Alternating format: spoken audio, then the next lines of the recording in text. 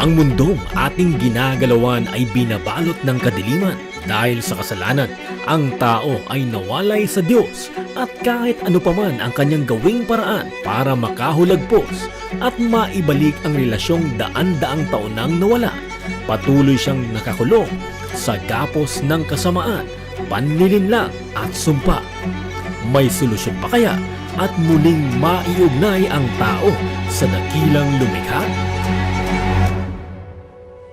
Noong una, nagsalita ang Diyos sa ating mga ninuno sa iba't ibang panahon at sa iba't ibang paraan sa pamamagitan ng mga propeta.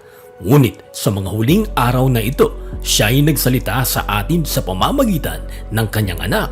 Sa pamamagitan ng anak ay nilikha ng Diyos ang sanlibutan at siya ang piniling tagapagmana ng lahat ng bagay. Matapos likhain ng Diyos ang buong sanlibutan na talaga namang napakaganda, kanya ring nilikha ang kanyang pinaka-obra maestra o masterpiece. Walang iba, ang tao. Alam nating ang Diyos ay espiritu at hindi siya nakikita, ngunit siya ay may salita. At upang maipatupad ang kanyang kalooban at katwiran, kailangan niya ng isang katawan o body upang kanyang maging templo, tahanan o dwelling place kumbaga.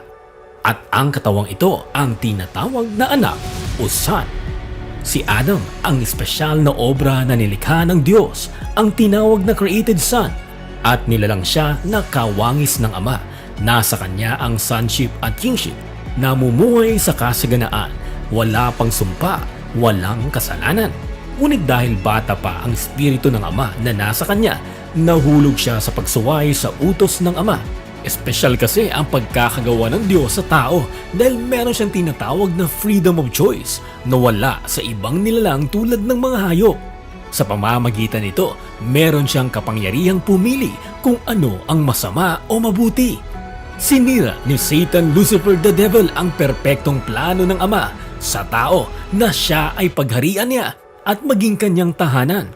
Pumasok ang spirito ng pagsusuway sa kalooban ng tao, ang serpent seed, at napatalsik ang sanay kalooban ng Ama na dapat maghari sa tao. Mula noon, nabalot ng kasalanan at sumpa ang tao. Ano man ang gawin niya na maibalik ang kanyang relasyon sa kanyang amang may likha ay hindi na niya magawa. Ang kanyang pinanghahawakang pagkaanak ng Diyos at bilang hari ng buong sanlibutan ay naagaw ni Satanas. Kaya't ang bawat isang supling na iniluluwal sa sanlibutan ay may marka na ng spirito ng pagsuway. Ang bawat isa ay son of the devil na, hindi na son of God. Ngunit wagas ang pagmamahal ng Diyos sa tao. Gumawa siya ng plano ng kaligtasan upang mabawi ang pagkaanak at pagkahari at maibalik ito sa kanyang obra na kawangis niya.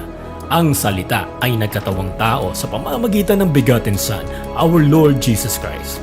Ang kanyang misyon ay kuning muli ang sonship at kingship na nawala ni Adam dahil sa pagsusuway sa utos, at nakita niya ang magiging binhi o seed na magmamana ng lahat ng kanyang pangalan, buhay at kaharian. Sa loob ng 2070 years, ang Ama ay naghanap ng magiging anak sa Jewish age at gumugol pa ng 1,935 years sa church age. Ngunit walang ni isa ang nakakumpleto sa gawa ng kaligtasan. Halos lahat ng mga tinawag ay hindi pumasa.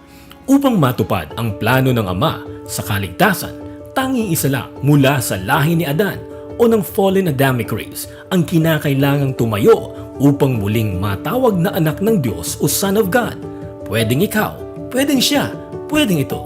Ngunit kailangang makapasa sa harap ng Ama at maging tunay na kawangis niya tulad na kanyang orihinal na plano. Sa milyon-milyong tao sa buong mundo, nailagay ang atensyon kay Pastor Apollo C. Kibuloy, isang karaniwang tao at ordinaryong Filipino at ipinanganak sa liblib na puok ng Tamayong sa paanan ng Bundok Apo sa Davao City. Ni sa hinagap niya, wala siyang alam sa plano ng Ama. Ngunit nakatanggap siya ng calling mula sa kanya. I heard His voice and He said, I will use you.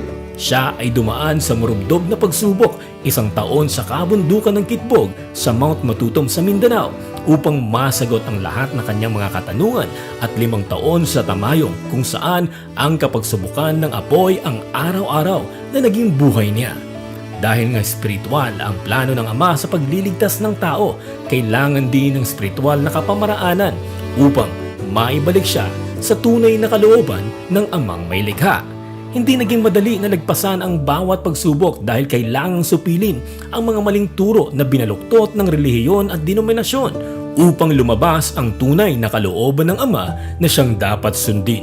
Kaya't ibang-iba ang turo ni Pastor Apollo kung ikukumpara ito sa ibang nagdadala rin ng salita ng The Diyos. truth, the life.